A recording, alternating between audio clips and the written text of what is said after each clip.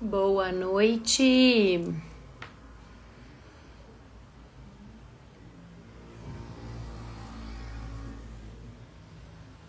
Boa noite, pessoal.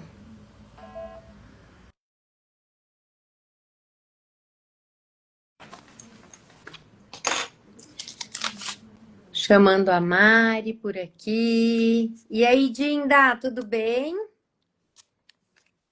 Como você está?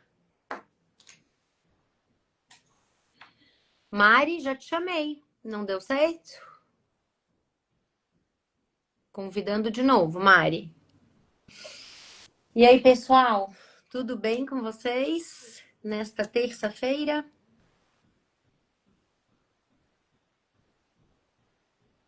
Vamos chegando. Hoje a gente vai falar de uma coisa muito comum, gente. Hoje a gente. Oiê, tudo bem? Estou bem. Ai, que ótimo! Me identificando super com as aulas. Poxa vida, que bom, Dinda. Feliz.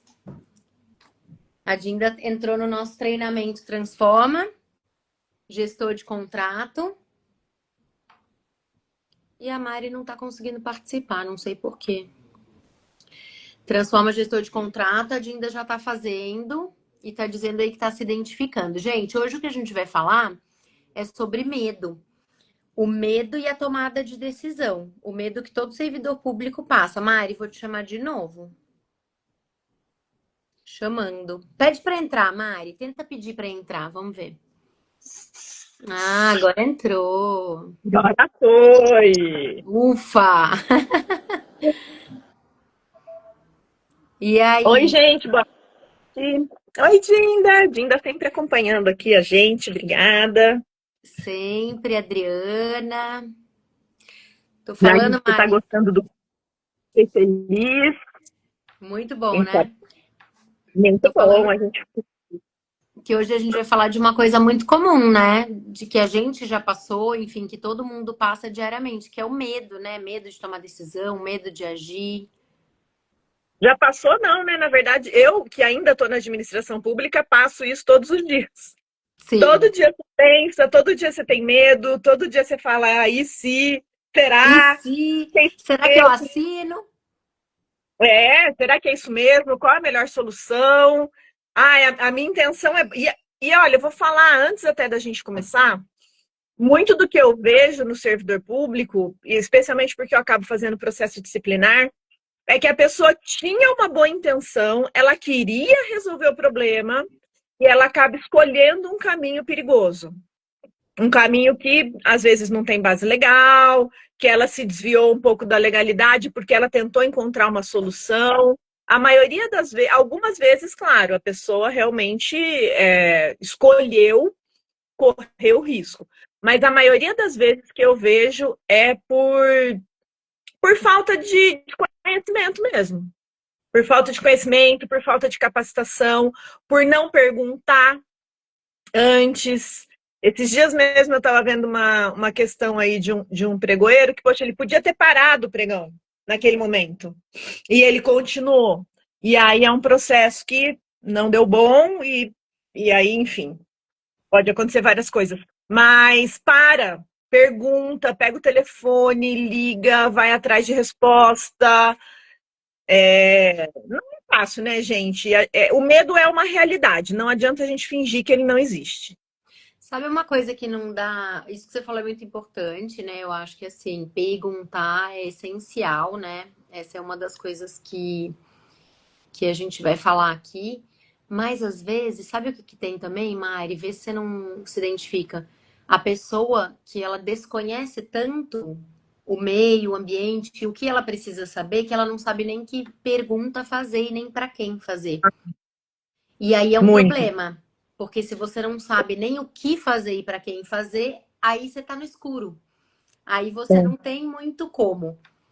E aí eu quero até abrir um parênteses, que isso acontece muito também na iniciativa privada. Às vezes a empresa participa de uma licitação e ela não faz uma impugnação ou um pedido de esclarecimento que ela deveria ter feito naquele momento, porque ela nem sabe o que ela tem que perguntar. Ela nem Total. sabe as consequências do edital e do contrato que ela vai assinar. E mais, ela acha que ela pode perguntar isso a qualquer momento. Ela acha que você Uhum. pode trazer esse assunto depois, porque tá errado mesmo, não era pra ser assim, era pra ser assado, tá tudo errado. Então, eu Exato. posso falar isso depois. E aí pede-se, né? Aí você pede tudo. Pede a oportunidade, pede o momento, decai do direito, não tem mais opção, né? Depois, pede força no seu recurso lá na frente, porque se você não impugnou o edital antes, esse argumento lá no recurso, ele vai ser enfraquecido, né? Se for, por exemplo, o Então, Tribunal de Contas, o tribunal vai falar, mas você não questionou lá atrás, é complicado. Isso. é. Mas, enfim, nós temos algumas, para além de você fazer pergunta ou usar a sua intuição ali para tentar trabalhar, a gente tem algumas coisas que a gente pode concretamente reduzir esse medo, né? Com certeza. Mas antes de você falar das estratégias, queria colocar da onde vem o medo, né? Por que que a gente tem esse medo? O que que acontece? Que é aquela teoria que ficou conhecida como apagão das canetas, né? Existe aí uma linha tênue entre a gente dar para o Estado segurança nas ações dos seus administradores e fazer com que ele funcione bem. Porque aí o que aconteceu? A gente começou a criar tantos mecanismos de controle para garantir, né, para minimizar a corrupção, para garantir que as coisas sejam feitas corretamente, para garantir que o Estado seja gerenciado da melhor forma possível, que as pessoas começaram a ficar com medo. Então, eu queria começar destacando que existem dois tipos de medo. Tem o medo que te paralisa, e aí é um medo muito perigoso, porque a gente sempre fala por aqui, você também é responsabilizado por omissão, o servidor público também pode ser responsabilizado por omissão. Então tem que tomar cuidado com o medo que te paralisa. E tem o medo que faz você, aliás, a ausência do medo também faz você agir de maneira inconsequente. Que aí é o que Total. eu falo muito isso às vezes, nossa, esse aqui é corajoso, hein? Nossa, isso aqui assinou isso, mas tá corajoso. Mas, na verdade, não é uma coragem, é uma pessoa inconsequente, né? Ou que acredita muito na impunidade. E É. Ou que uma hora desconhece. Não, ou que desconhece. Não conhece todos os riscos da decisão que está tomando, às vezes, né? é, Às vezes é não conhece. isso. Esse é o mais perigoso, você não conhecer todos os É, riscos da tomada de decisão. Essa é a é. pior coisa. A gente faz uma analogia sempre, né, Mi, que eu acho muito legal, que é como se você estivesse entrando para jogar num time de futebol americano, no qual você desconhece totalmente as regras do jogo, e aí você pegou a bola. Você já Nossa, viu o time todo mundo cai em cima de você. que pega a bola e vem todo mundo em cima e tal? E é meio isso, né? Como se você estivesse jogando um jogo sem saber a regra, sem saber o É, que você tem que fazer. é. Eu começaria, então, primeira coisa, assim, para uma tomada de decisão, para não ter medo de fazer as coisas. Eu começaria pelo primeiro ponto, que é entende qual é a sua competência, aonde você tá. Então, assim, você passou no concurso público ou você entrou num cargo em comissão, a primeira coisa que você precisa saber é qual a descrição do teu cargo. Qual é a parcela de competência? Na verdade, competência é parcela de poder. Qual é a parcela de poder que está dada a você? E aí você só vai se limitar por aquilo. Você nunca vai falar num processo, você nunca vai se manifestar sobre uma coisa que não tem a ver com aqueles limites daquela parcela de competência, de poder que você tem. Então, para mim, esse é o primeiro ponto para a gente deixar de ter medo, é entender quais são os limites da sua atuação. Aí, junto com isso, você vai entender se você tem alguma função gratificada ou não. Além do seu cargo, você precisa entender qual é a tua função. Está descrito em lei, em decreto, como que é, o que é esperado da sua função. Esse é um outro limite para sua atuação. Não atue fora desses limites, Uhum. né? E aí entende o teu organograma. Aonde você está, que secretaria, que órgão, quem que está acima de você, quem que está abaixo de você, você já vai entender a hierarquia. Então, juntando tudo isso, você já tem um limite para atuar, né? E aí, dentro desse limite, é onde você não pode passar. Essa linha você não pode passar nunca, né? Aí você já começa a entender o seu ambiente, né? Uma parte da regra do jogo. Uma Certo? parte importante e que as pessoas muitas vezes menosprezam, né? A pessoa chega, vai trabalhando, vai levando o dia a dia e não Alguém se jogou liga. uma coisa no colo dela? É. Eu não sei se vocês viram, vocês que estão aí na live, teve um aconteceu comigo, quadro aconteceu comigo que a gente gravou, que eu falei exatamente disso, de uma cliente minha, funcionária pública, que tinha uma função médica, nada a ver com atuação administrativa, ela tinha uma função assistencial, fim, e ela me assina documentos de uma licitação, assina o ETP, assina o planejamento de uma questão administrativa, até que a função dela englobava isso, mas ela não tinha conhecimento disso, não tinha essa noção. E aí tá respondendo a processo disciplinar e pode responder à ação, tal, por um desconhecimento, por ausência de questionamento, né? Peraí, isso aqui é minha função. Então, a primeira coisa é assumir essa diretoria. Isso aqui é minha função, fazer parte administrativa também? Mas eu nunca fiz, como que faz? Então, quem tá fazendo? E assinou papel, assina papel sem saber o que tá acontecendo, né?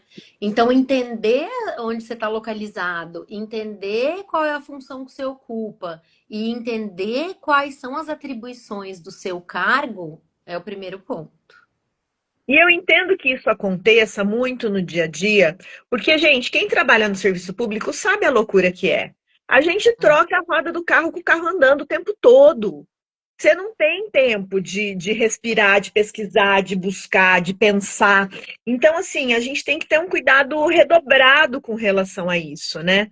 Mas a gente não pode menosprezar essa questão da nossa competência, da nossa esfera de atuação.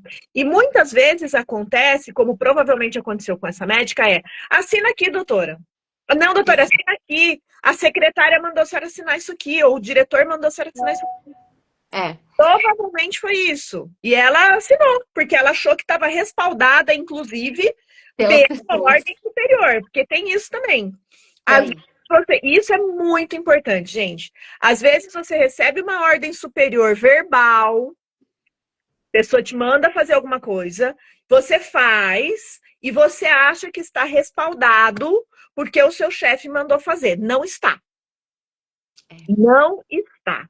Então, muito cuidado com isso. O que não está nos autos não existe no mundo. Aconteceu comigo e eu vou contar para vocês. Já faz uns anos, o processo ainda eram processos de papel. E aí estava acontecendo uma briga entre duas secretarias. Na época eu trabalhava na parte, no núcleo técnico legislativo, então eu analisava os decretos, os projetos de lei e tudo mais. E aí tinham duas secretarias, a gente estava fazendo um decreto, né, para regulamentar uma norma, uma lei, e duas secretarias estavam brigando.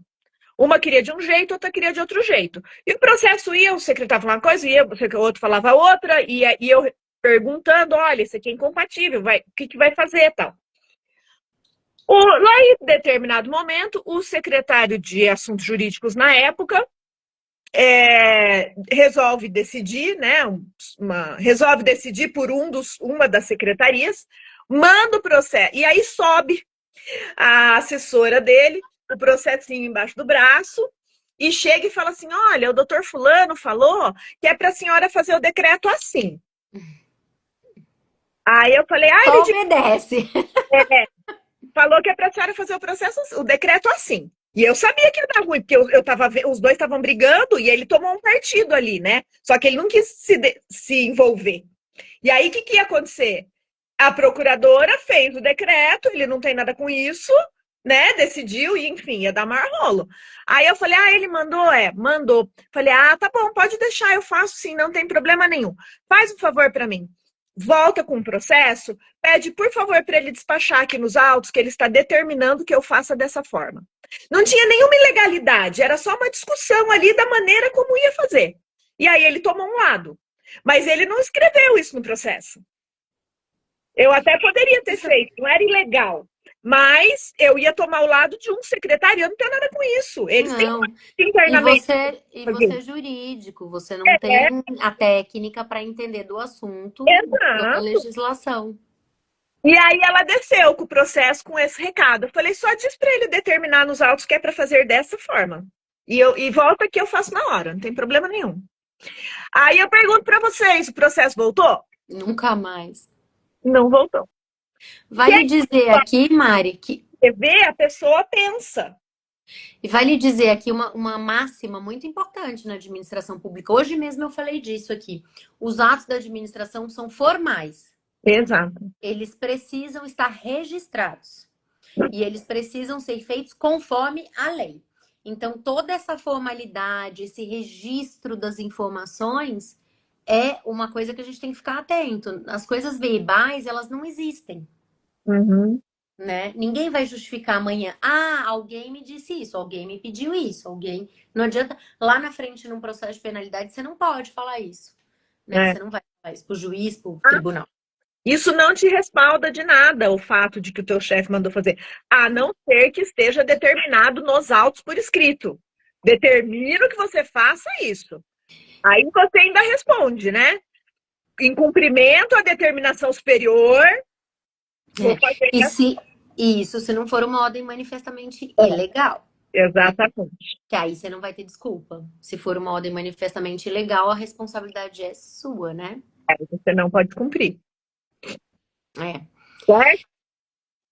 Certo. Então, competência, função, hierarquia, né? Entender onde você está inserido, observar se as ordens são legais ou ilegais. Aí aqui a gente entra. E a formalidade dos atos. Então, aqui a gente entra em outro ponto. Para eu saber se a ordem é manifestamente legal ou ilegal, eu preciso entender o que a lei fala sobre aquele assunto. Né? Então, sempre procurar a base legal para o seu ato. A administração pública só pode fazer e pode fazer como a lei prescreve. Então, sempre vai ter uma lei para dizer que você precisa se manifestar ali, ou para dizer o porquê que você está impulsionando o processo, e se você impulsionar o processo, como você deve fazer, se você tem que planejar, não planejar. Então, isso é muito importante também, né? A gente fundamentar as nossas decisões sempre em alguma lei ou regulamento. Num decreto, numa ordem de serviço, numa portaria, numa circular. Tudo que a gente faz vai ter um motivo. E esse motivo é de interesse público, né? E a gente está buscando o bem comum. Isso é a regra do jogo. E tem que estar em alguma legislação, algum regulamento, tem que ter algum lastro e alguma base. E coloca, gente, o artigo que você está se fundamentando, viu? Não fala só a lei ou a portaria tal. O artigo que diz isso, transcreve. Não tenham preguiça de escrever, de dizer o que está acontecendo. Hoje mesmo eu tive um caso que eu estava. Era uma ouvidoria e tal, e eu estava questionando, mas o que aconteceu assim com essa paciente? Doutora, aconteceu isso, isso, isso. Eu falei, onde está escrito?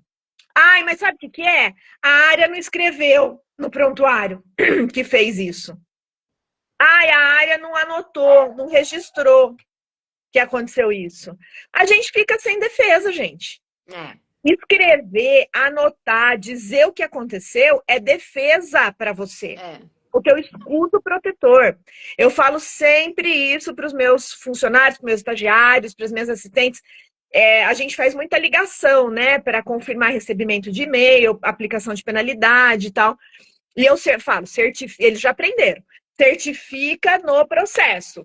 Liguei tal dia, tal hora, falei com fulano de tal, ele respondeu isso, ou liguei nesse telefone, não atendeu, mandei tais e-mails, não tive resposta. Tudo tem que estar escrito no processo. Você tem que contar a história do que aconteceu.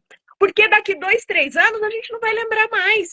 Nem você, nem ninguém. Nem ninguém. Você não sabe o que aconteceu no processo, você não sabe por que você tomou aquela decisão, eventualmente.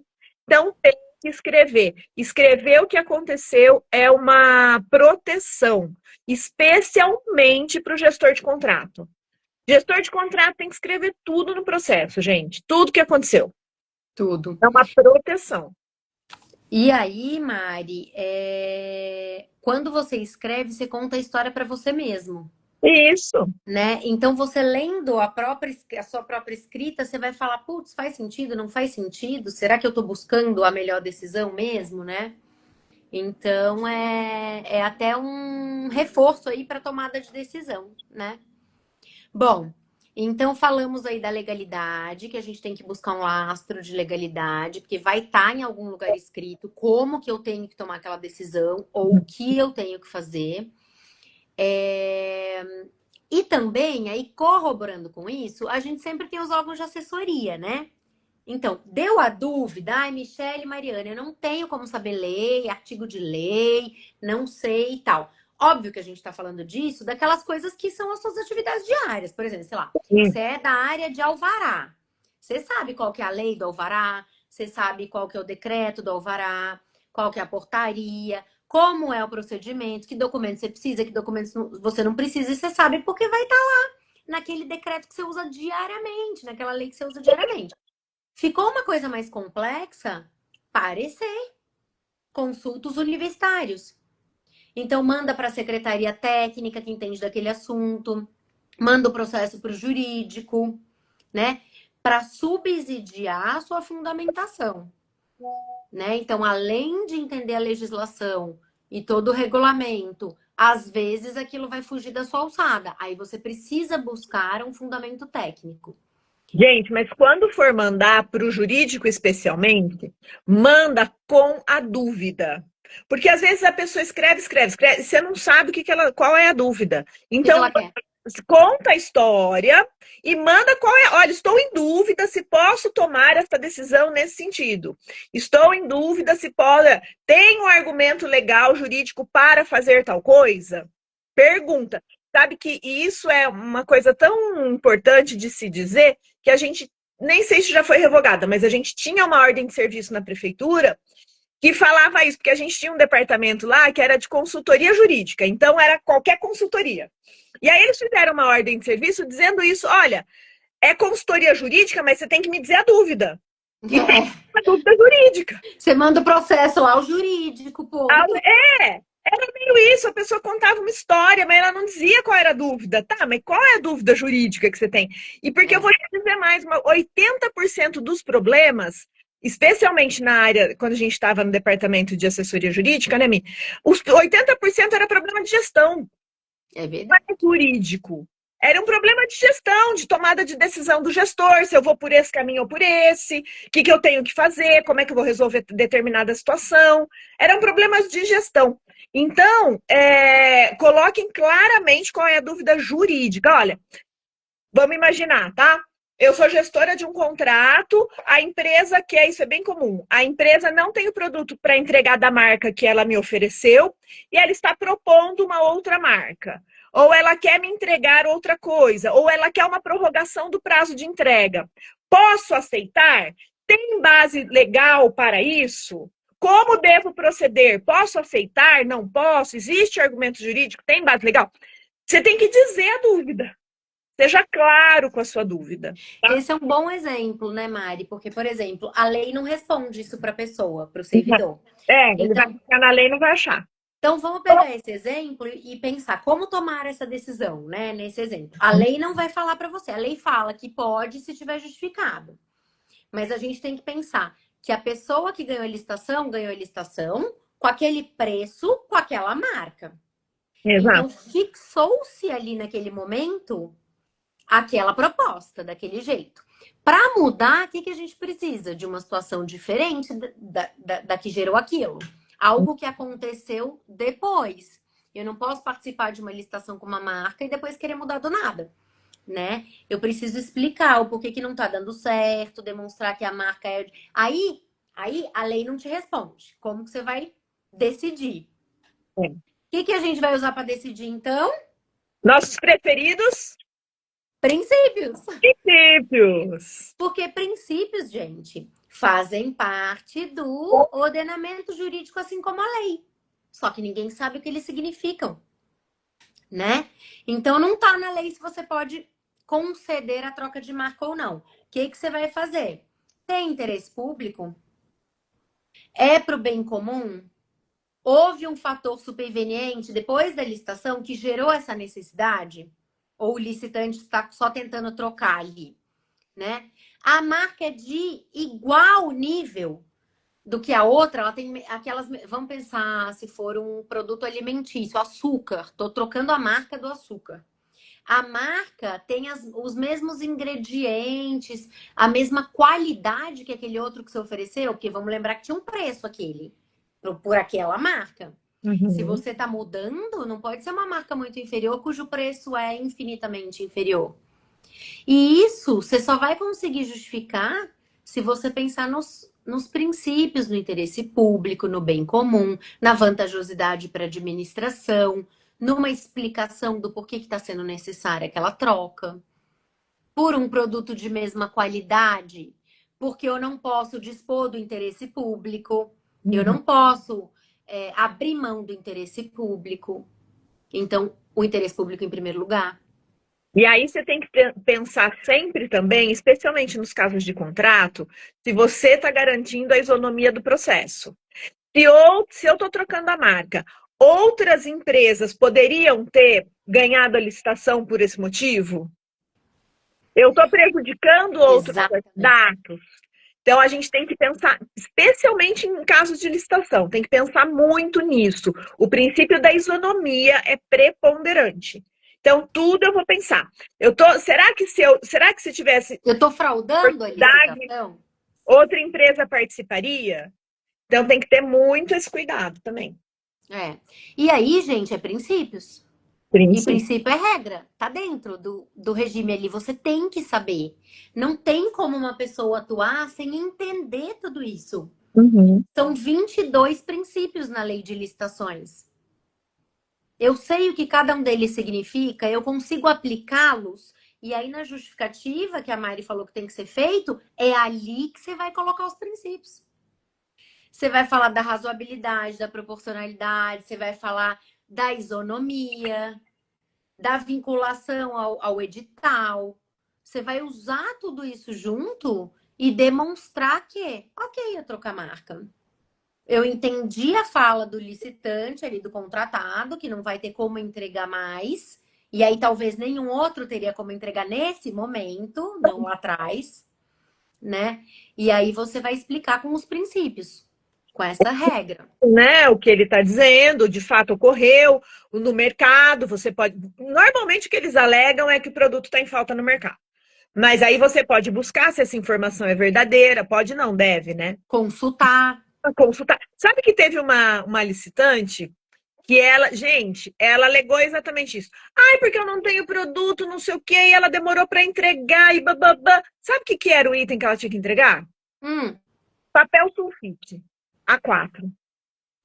não é possível. Vai dizer para mim que ela não acha papel sulfite A4 no mercado? É impossível.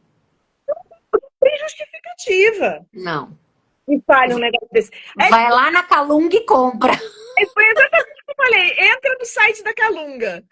Não tem como. Não tem como. Não existe É, essa justificativa, né? É diferente de você falar de um medicamento oncológico, por exemplo, que eu tenho 3 marcas que têm aquele princípio ativo e o princípio ativo daquele medicamento teve um problema na importação e está em falta no mercado, ou está preso na na alfândega para entrar alfândega. no Brasil, ou teve algum problema com a vigilância sanitária. Isso acontece muito com o produto importado, né? Porque tem muitas É, variáveis para entrar no Brasil. sim. Então, aí você tem uma justificativa, aí você consegue dizer, né? O Sim, porquê.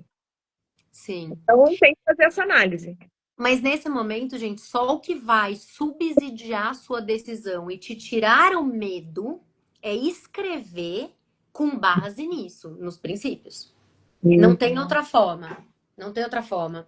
Porque o jurídico, ele vai até, vamos pensar, né? O jurídico vai subsidiar o gestor ali com a parte jurídica da troca de marca. Ele vai falar, ó, pode trocar a marca se for uma situação superveniente, se mantiver a isonomia, se não sei o quê. Quem que vai ter que sentar o bumbum na cadeira e escrever?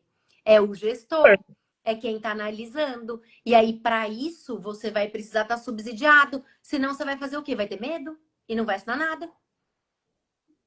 E vai falar não. E às vezes o seu não, É pior.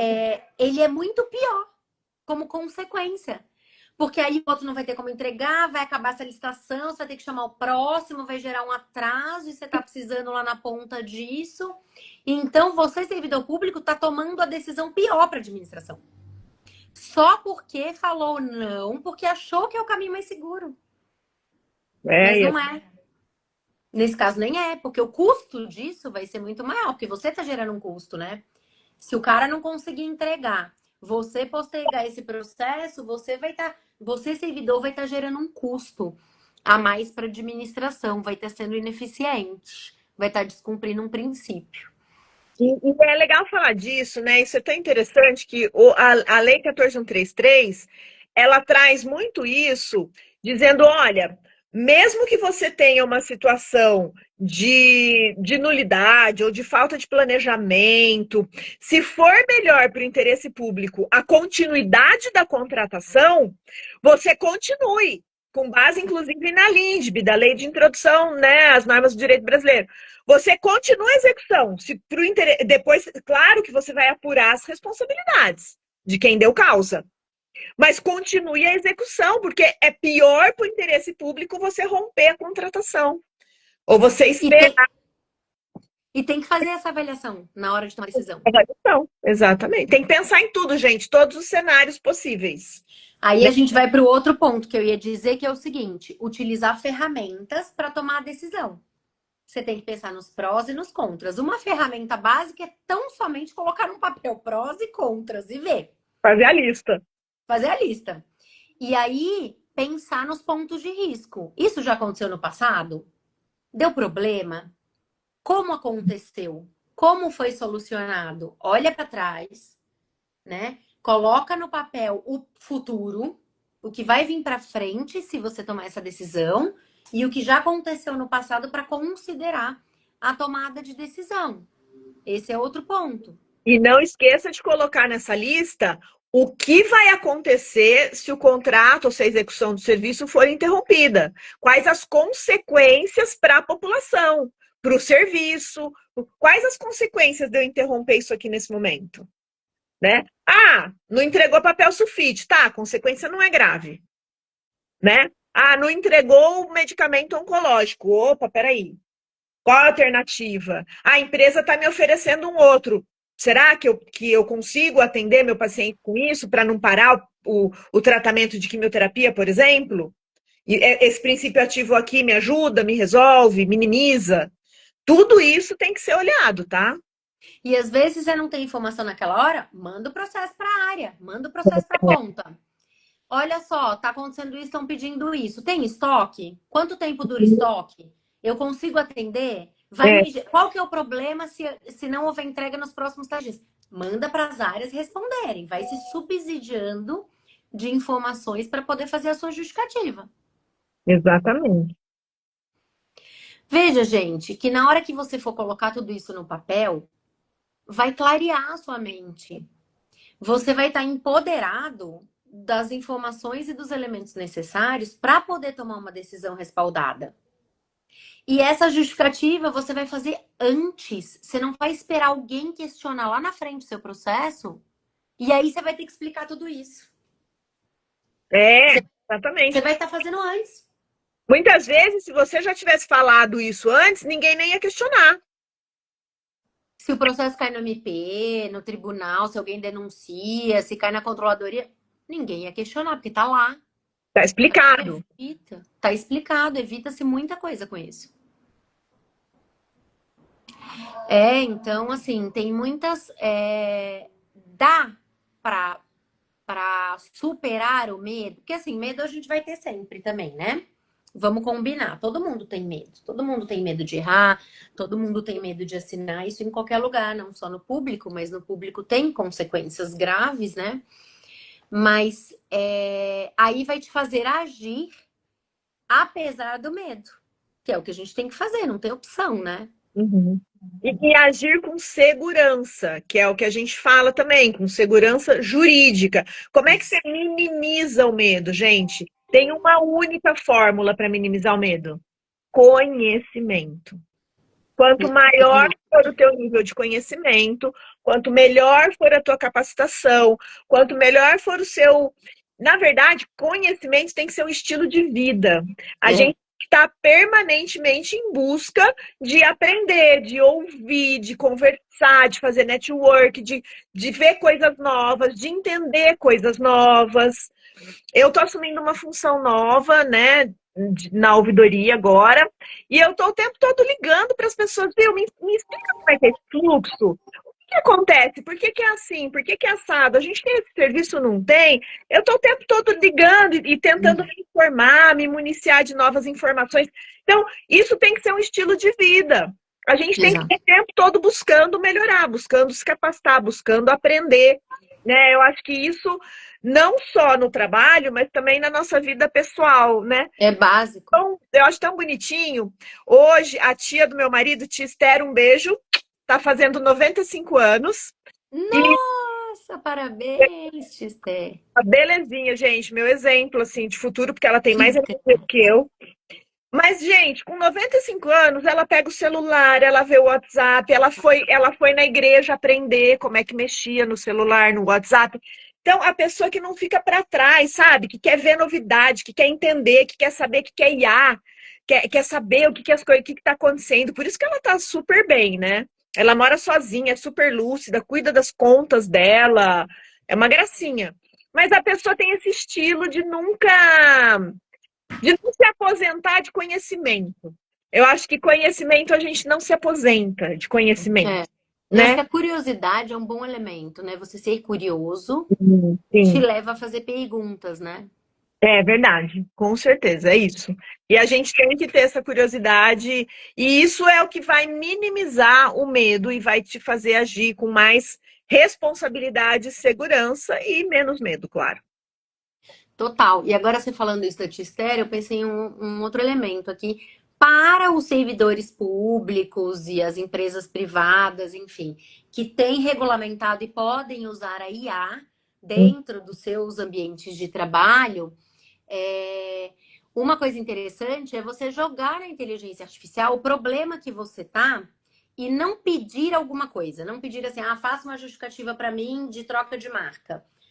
Que o listante pediu. Mas você joga o problema e pede para a IA, me faça as perguntas necessárias para que eu enderece esse problema. E aí ele vai te voltar com 20, 30, 40 perguntas e aí você vai começar a raciocinar sobre o assunto.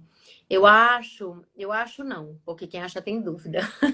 Eu penso que quem estiver usando a IA vai sair na frente para muita coisa. E para o servidor pode ajudar muito isso, né?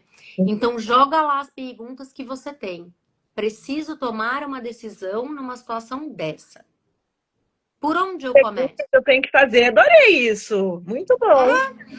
Porque a IA generativa, ela funciona melhor quando a gente não dá o comando fechado, quando a gente começa fazendo perguntas, porque ela vai investigar e vai te trazer o que você precisa responder.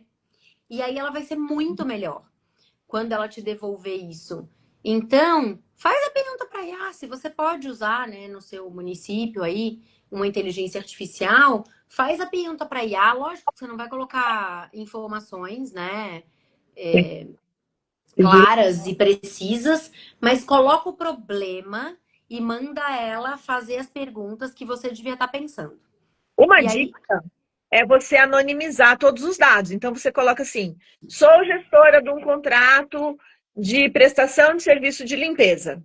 A empresa X fez isso, isso, isso, isso, isso.